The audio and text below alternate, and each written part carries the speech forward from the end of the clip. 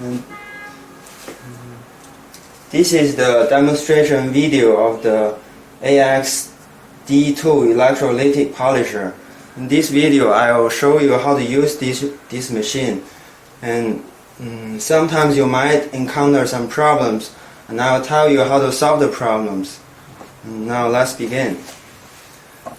First, pour in some electrolyte into the bath.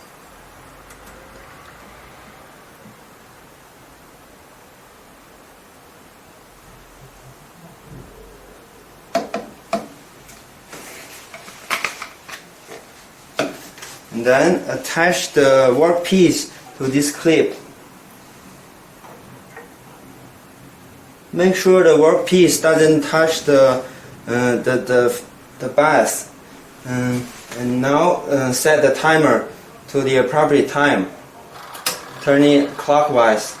If you want to stop the machine after you turn it on, you can turn it anti-clockwise.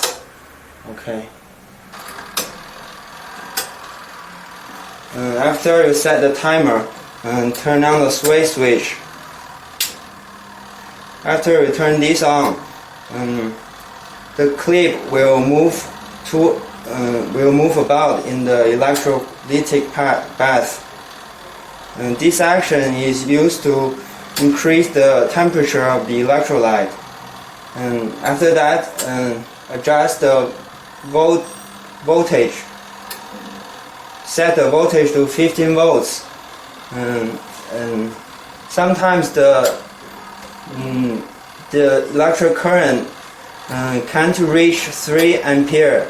It's because the electrolyte, the temperature of the electrolyte has not reached the optimum temperature. So you have to wait for a while. As the temperature of the electrolyte increases, the ampere also increases.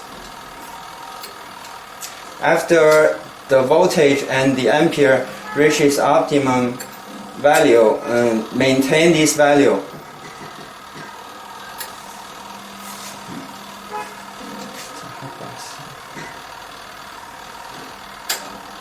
And sometimes, if there is no electric current in this emitter, there might be two reasons.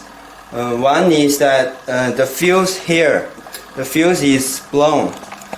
What you have to do is to change a new one. And the second cause is